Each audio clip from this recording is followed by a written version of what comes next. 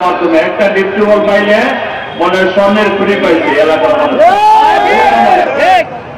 তার সাথে সাথে রাজনৈতিক জীবনে অনেক চেষ্টা করছে বারো ইউনিয়নে যেটা মানুষের সুখ দুঃখের সাথে থাকতে পারে। ওই সময় উপজেলার চেয়ারম্যান ইলেকশন করছিল, এমপি হওয়ার জন্য তার অনেক ইচ্ছা ছিল, কিন্তু আল্লাহ তাআলা সেই ইচ্ছা পূরণ করে নাই। পৌরসভার মেয়র হিসেবে দায়িত্ব দেওয়ার পর সে মৃত্যুবরণ করেন। তার ফলশ্রুতিতে আমি ওই উপনির্বাচনে অংশগ্রহণ করেছিলাম। ত্রিশালের মানুষ, পৌরসভার মানুষ আমাকে ভোট দিয়েছিল, কিন্তু রেজাল্ট আসা নাই। তার কারণে আওয়ামী লীগের কারণে আমার মানুষ ভোট দেওয়ার পরেও তো আমি পাস করতে পারি নাই, ঠিক না?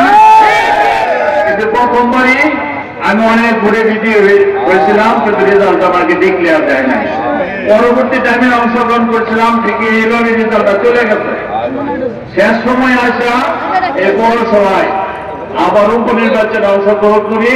আমার প্রতিদ্বন্দ্বী ছিল বর্তমান এমপি যে ছিল, সে আমার সাথে দুইবার ডিক্লেয়ার হয়ে কাজ করছে, এমপি হয়েছে, কিন্তু তাকে আল্লাহ তাআলা আমার মাধ্যমে পরাজিত করছে। শেষমেশ সব বিজয় কিন্তু আমার পক্ষে আছে, তাই নাকি? ওই হিসাবে পৌরসভার মানুষ যেভাবে আমাকে বুঝতেছিল সেবা পাওয়ার জন্য, এটা অন্য কোনো নেতার উঠে দিচ্ছে। পৌরসভার মানুষ সেবা পাওয়ার জন্য দিচ্ছে, রাস্তাঘাট, বিভিন্ন সমস্যা, দেন দরবার, সকল কিছু থেকে মুক্তি পাওয়ার জন্য আমাকে পৌরসভার মানুষ ব্যাপক ভোটে পাস করাইছে। এটি একটা কোনো ভোট, মানে কেন্দ্রের মধ্যে যে ব্যালট পেপার সিল মারার পরে যে কেন্দ্র রেজাল্ট থাকে, প্রতিটা ভোটেই আমার রেজাল্ট পাস করা হয়েছে। সেইভাবে প্রায় ব্যাপক ভোটে পাস করাইছে। যদি আল্লাহ তাআলা কি পাই 3 মাসও যাইতে পারি নাই। সবার আওয়ামী লীগের যে ভর্তি হয়েছিল, সেটা আমি বিএনপি থেকে সারা বাংলাদেশ 4 জন বা 5 জন পাস করছি, তার মধ্যে আমি একজন ছিলাম পৌরসভার মেয়র। কিন্তু 5 জনের জন্য তো বিএনপি রাজনীতি ভুল করতে পারে না, পারে? ওই সিদ্ধান্ত, দলীয় সিদ্ধান্ত আছে, আমাকে সাময়িক সব অব্যাহতি দিচ্ছে। ওইটার মধ্যে আমি পড়ছি। হয়তো আল্লাহ তাআলা কি পাই সামনে আমার এই অব্যাহতি তুলে নেবে এবং আমি বিএনপি থেকে এমপি মনোনীত, যদি আল্লাহ আমাকে মনোনীত করে আমি ব্যাপক ভোটে আপনাদের দোয়ায় পাস করবি। আমার এখন যেটা করণীয়, পৌরসভার মানুষ যেভাবে ভুলতেছিল সেবা পাওয়ার জন্য, এখন ইউনিয়নের মানুষও চাইতেছে যদি আমি ভালো হয়ে থাকি, তাদের কাছে তাদের পরামর্শ নেওয়ার পর তারা বলতেছে আপনি এমপি প্রার্থী হন। আমি কিন্তু না, তারা বলতেছে আপনি এমপি প্রার্থী হন। তারই বলেছে আজকে 7 নভেম্বরকে উপলক্ষ করে আমি রেলে এবং আলোচনা দিয়েছি মতামত দেওয়ার জন্য এমপি প্রার্থীটা হওয়া যায় কিনা। হওয়া যায়। পৌরসভার মানুষ যেভাবে ভোট দিচ্ছে, আপনারা ইউনিয়নের মানুষ সেভাবে ভোট দিবেন। মানুষ চেষ্টা করে এরকম পারে না, এরকম কোনো কাজ নাই। আমাকে জাতীয়তাবাদী দল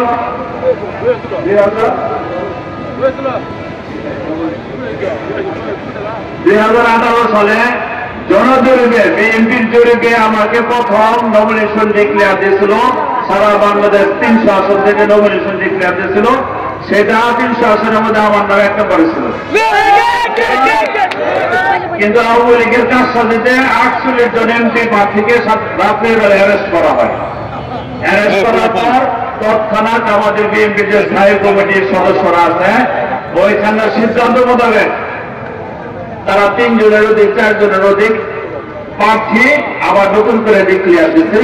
যদি একজন অ্যারেস্ট করলে আরেকজন থাকে, ওই হিসাবে 3 জনের জায়গা 3 জন, একজনের জায়গা 3 জনের দিচ্ছে। আর এই প্রার্থী অ্যারেস্ট করার পরে দেশে কোনো নির্বাচন হবে এটা আশা করা যায়? ওই নির্বাচন এলোমেলো হয়ে গেছে।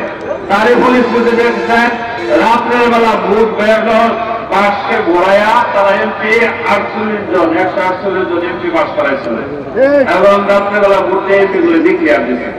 ওই নির্বাচনে আমার ইচ্ছা থাকার পরেও দেখা যাচ্ছে কারচুপি নির্বাচন, 2টা নির্বাচনে ফেল করে আসি, আরেকটা নির্বাচনে আমার ফেল করি, আমার থাকে কিছু ওই সময় আমি ইচ্ছাকৃত ভাবে সরে আসছি।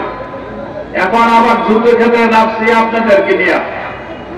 এমপি হওয়ার ইচ্ছা, আবার অন্য কোনো সাথ নাই মানুষের সেবা করার জন্য। এমপি সরাসরি সেবা করতে পারে, মেয়রে কিন্তু সরাসরি সেবা করতে পারে না, অনেক জবাব দিয়ে যার মাধ্যমে সেবা করতে পারে। এমপি যদি বলে যে এটা করা দরকার, এই এলাকার রাস্তাটা করার দরকার, এই এলাকায় একটা গরিব মানুষের সহযোগিতা করা দরকার, যে কোনো কাজ সরাসরি হস্তক্ষেপের মাধ্যমে এমপি সেবা করতে পারে। ওই সেবা আমার সাথে তো মানুষ, সাধারণ মানুষ চলে বেশি, ঠিক না?